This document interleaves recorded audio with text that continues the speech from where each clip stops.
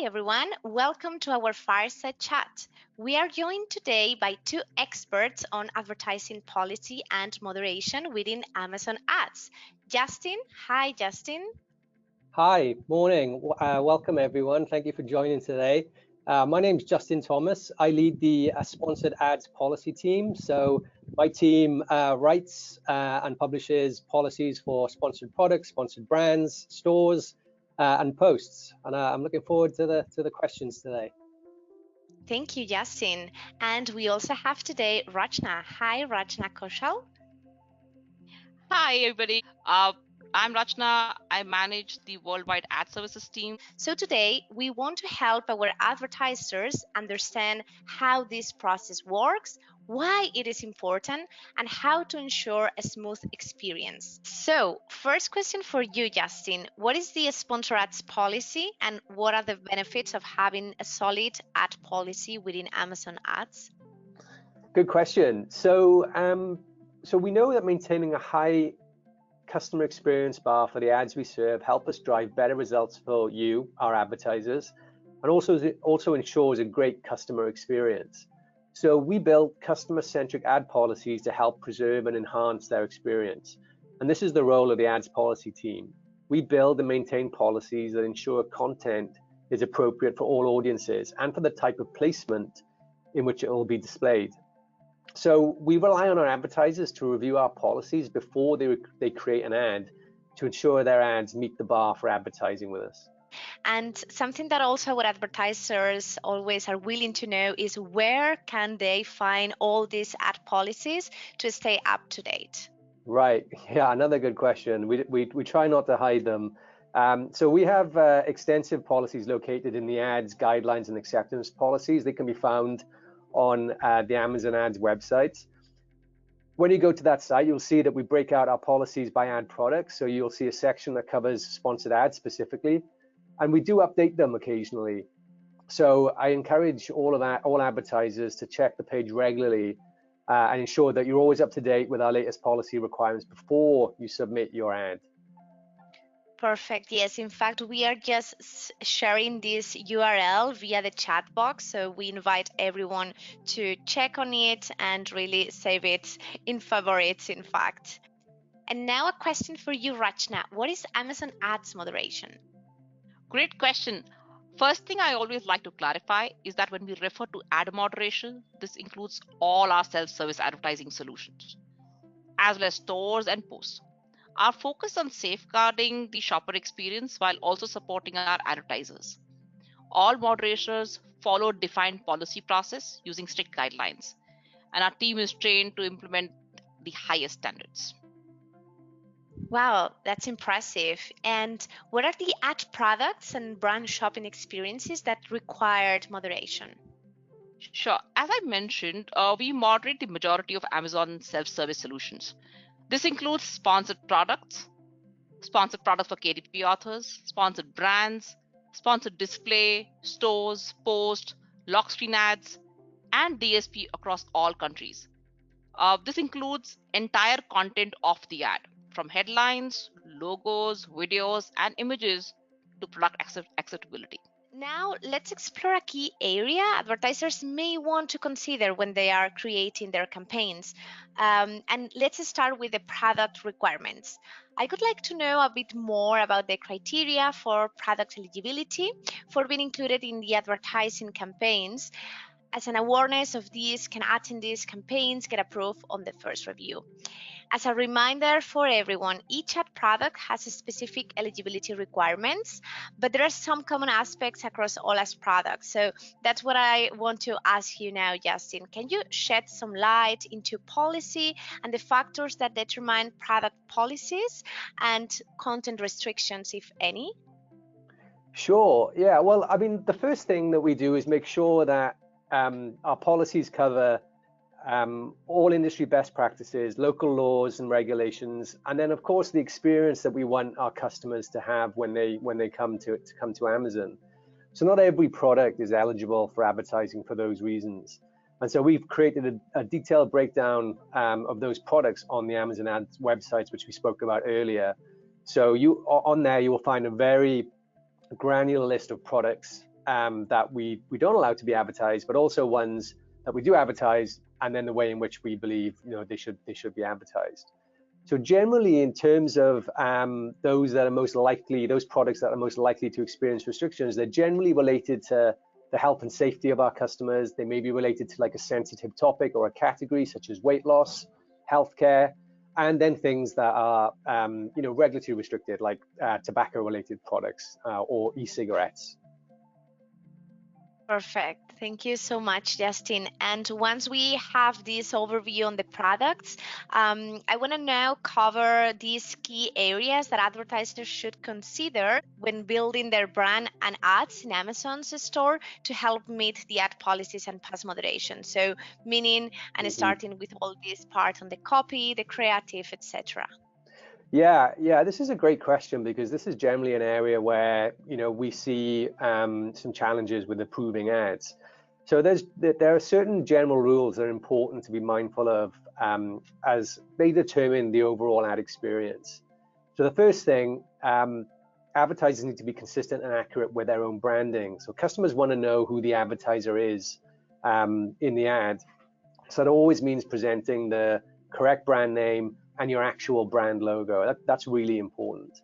From a creative point of view, it shouldn't be cluttered. Often less is more. When there are multiple overlapping or obscured or truncated elements in the ad, it lowers the customer experience. So we don't generally permit that kind of creative. I'm sure Rachna will cover this, but I have to mention one of the biggest reasons for ad rejections is spelling, typos, and grammar issues. We see this every day, and it's a very poor customer experience that undermines the brand's message, and these low quality ads are generally not permitted. So break out those grammar and spelling checks.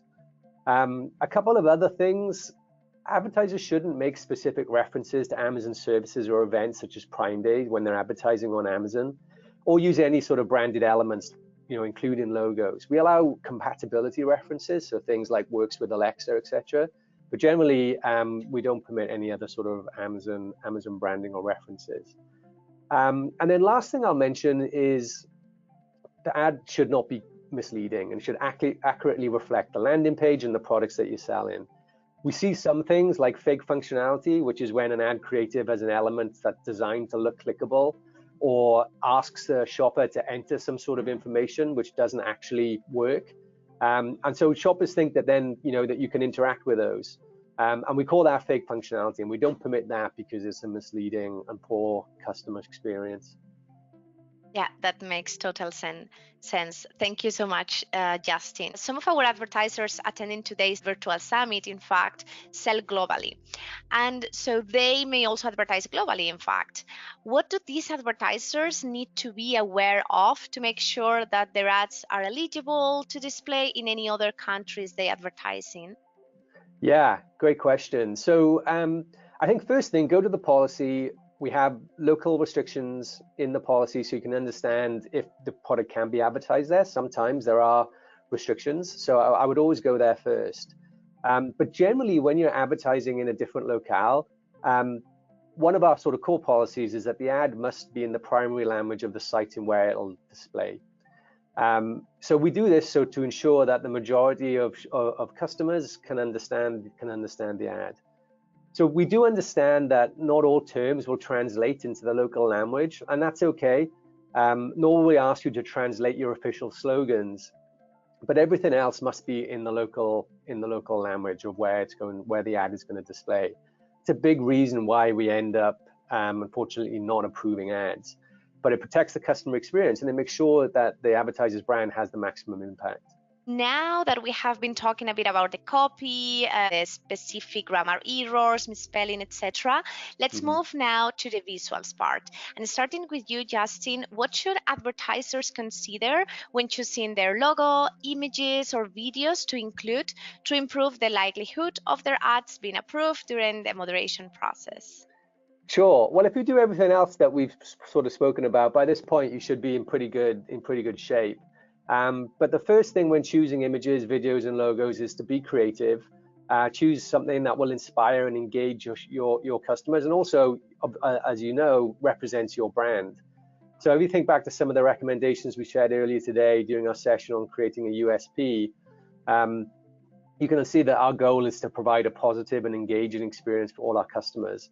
So generally images that contain inappropriate content, so thinking about things like scary images, violent or gory images, we don't allow those. We want to make sure that everything is suitable for all audiences.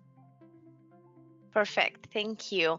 I think that we have now like a pretty solid overview, and since we are already in the holiday season, I want to explore some of the specific rules that our advertisers need to keep in mind when creating holiday season or specific peak events campaigns. So, Justin, can you highlight some of the key policy considerations to remember during these peak events and how advertisers can ensure that their ads align with these policies? Yeah, so always a busy and important time of year, right? So it's a good and relevant question, especially for the upcoming weeks. I think the first thing I want to talk a little bit about is campaign start and end dates for seasonal and savings events. So generally, any campaign that has savings messaging, such as save now or save on, you need to make sure that the start and end date align with the date of the savings. So this is to protect the customer experience and ensure that the ad is not live any longer than the savings exists. That's really important in terms of earning trust with customers. We also look for reasonably aligned start and end dates for seasonal themed messaging. So such as gifts for Christmas or Valentine's. If you're running campaigns for those events, they must have end dates within a reasonable time frame of the event. So a Christmas themed campaign can't have an end date in February. As much as we might want to extend Christmas, that's not the right end date for a Christmas theme campaign. Some of the other things I'll mention around some tips for savings and deals messaging. So if you're promoting a deal and you want to call it a deal, you must make sure that you only include products in your ads that have an active Amazon deal, such as deal of the day, live on the advertised product. And again, like we mentioned earlier, these deals must be live for the duration of the campaign. So again, make sure those campaign end dates align. And then the last thing I'll say is don't overpromise. So superlatives such as huge savings or gigantic discounts, they're not permitted. And we recommend you use more sort of traditional copy such as save now or save on. And so we moderate for these things so we can ensure our customers have a trustworthy experience and that advertisers accurately represent their promotions and savings. Yeah, that's super important for everyone. So please really take into account all these recommendations, especially now with all these peak events campaigns, and always stay true to your brand, your products, and your value proposition for those customers. Thank you, Justin. Now we are going to move into some more questions for Rachna, but we will see you again at the very end. Great. So now that we have reviewed the common rules that apply to all ad products and brand shopping experience, I want to spend some time learning about the content requirements for an advertising solution that has 3 different ad formats, as we have also seen today during the previous sessions of this summit, which is sponsored brands.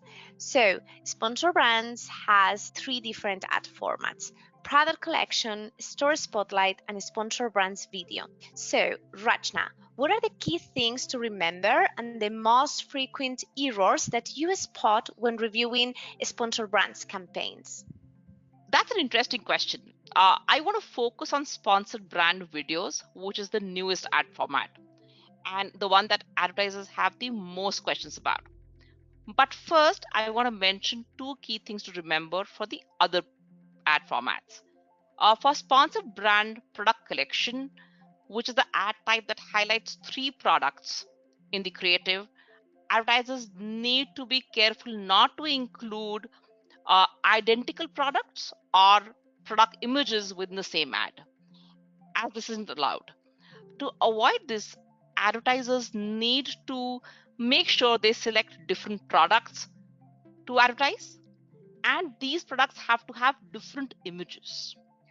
For Store Spotlight ad format, which allows advertisers to highlight 3 store subpages within the ad creative and to link them, the ad creative needs to be match both the content within the store and the subpages they are linking to.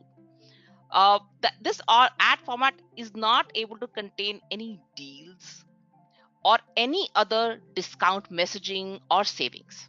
So you need to be super careful around that. Now, as you just said, let's deep dive into a sponsor brand's video. What are the main tips you can share with us today that will help advertisers to get their ads approved? Sure, let's start with some of the common reasons we see sponsored brand video ads fail the moderation review. First, during the review phase, we frequently review ads that present an illegible or obstructed mute button. This is an easy fix. To prevent this from happening, we recommend that advertisers follow safe zone instructions. These are visual aids available to help ensure that the important information such as subtitles, product disclosures, and instructions are always visible to customers. Basically, these ensure that customers have access to the volume control at all times. We've also seen low quality videos, including both low quality visuals and sound, being submitted for review, and this also stop an ad from being approved, because you don't want an ad which is low quality visual and sound going through to our shoppers. To prevent this from happening, we recommend closely watching the videos and checking a few things. Advertisers should always ask themselves, is the image blurry? Is it pixeled? Can I hear it properly? Only if the answer is yes and the video sound have been reviewed should you submit the ad.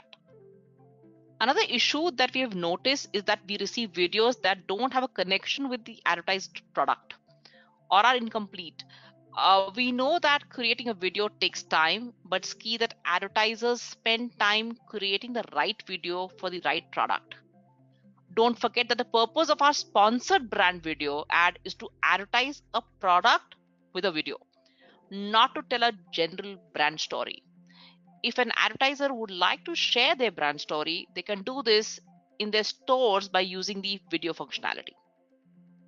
As a reminder, sponsored brand video ads are designed to focus on the advertised product to help boost awareness and conversion of a product. Including a product in a sponsored brand video ad is a great way to showcase all the product attributes and engage with the customers. Also, speaking of engagement, it's important to remember that the video creative has to provide an engaging customer experience so that the customers will want to watch the entire video and not stop before the end. Having distracting sounds, frames that last less than a second, or any other diverting elements that disturb the flow of the video will not provide a positive experience and will not be approved. When Justin mentioned earlier that customers don't like to be yelled at by the creative, they also don't want to see a video that leave them feeling tense. Instead, advertisers should aim to provide a great experience and create a video designed to help customers understand why this product is relevant to them. I want to take a moment to talk about the size and the format of the video creative. The video needs to fill the available space, and the letterbox isn't permitted. What is the letterbox format? Letterbox is when video hasn't been formatted in the correct size and is adjusted to fit in the available space, which creates the black bars at the top and the bottom of the video. Similarly, an advertiser may also experience pillar box, where black vertical lines appear, or black vertical bars rather appear as added to the side of the video.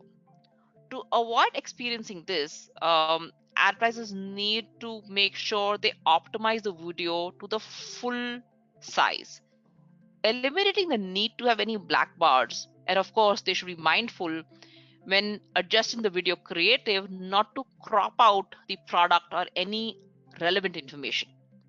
And finally, we ask that video creators start with the product. So no fade-ins from solid colors, no black frames, and be sure to save your logo for the end of the video. The reason we ask this has to do with how shoppers filter for relevancy. So when a shopper scrolls to where the video is displayed and sees something they don't recognize, and they might ignore the video, But by showing a product in the first few seconds, the video can be filtered as highly relevant. And not a lot of people know this. Definitely. That was super interesting. And also, I think that this overview of those specific rules for sponsor brands and sponsor brands video in particular, it's going to help a lot our advertisers. Something that I want to review again, it's regarding all the common rules that we have been seeing in today's session. What are those rules that you could highlight that apply to sponsor brands ad formats and sponsor brands video in particular? These kind of things that you see more when reviewing the ads and that can be super helpful for our advertisers today. Oh, yes. I list the top ones that can result in sponsored brand campaigns being not approved during the moderation process. First, as you mentioned earlier, using a language that is different to the primary language of the site, or presenting grammar, spelling, punctuation errors, or unfinished sentences can lead to being not approved. This is more common than you can imagine. So I encourage advertisers to double check this before submitting for the moderation process. For sponsored video, we also see unsupported call to actions or written URLs within the video creation, which isn't permitted. Finally, as Justin mentioned, the use of Amazon brand elements like Amazon or Amazon Choice is again not permitted, um, as it contains dynamic information which may change over time.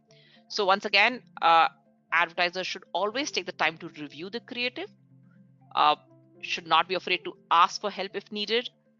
You can ask your colleague, friends to proofread and check that they have been consistent with the brand and messaging, or that it relates to the advertised product. That's so true. To wrap up this session, in fact, I want to touch base on what advertisers should do if the campaigns aren't approved. Of course, the goal is to pass moderation already from the first time. But also, I want to acknowledge that this doesn't always happen, also because at the end, you are also learning. So, as you learn, you will try new things in your campaigns and you might make some mistakes. And Rachna, then what should our advertisers do if their campaigns are not approved then? That's a great question. First of all, as you said, rejections may sometimes happen. The important thing is that we learn from them and take the time to explore what happened and adjust accordingly, and then don't repeat the mistake again. I really like to think of moderation process as a way to help advertisers insist on higher standards within their ads. We help them spot inconsistencies that otherwise may cause poor experience for customers, uh, and you don't want to leave a bad impression among the shoppers. For example, with grammar errors, customers don't like to see typos on ads. This can really cause customers to assume that the brand didn't pay close attention when creating the ad. For the video creative in sponsored brand video, for example, no shopper will enjoy watching a video that is blurry or that they can't hear. We help spot those mistakes and make campaigns better. So that's when an advertiser has an ad rejected. My advice is always to look at the reason for this.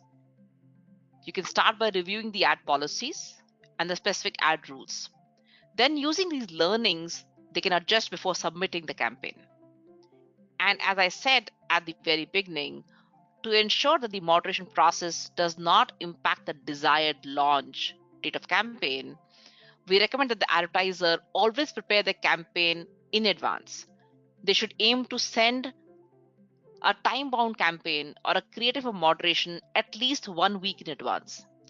Remember that an ad product and brand shopping experience that requires moderation allow for creatives and campaigns to be submitted in advance, and the advertisers can choose a start date in the future. Following this guidance will leave you enough time to respond to a failed moderation submission without having to negatively impact your target launch date.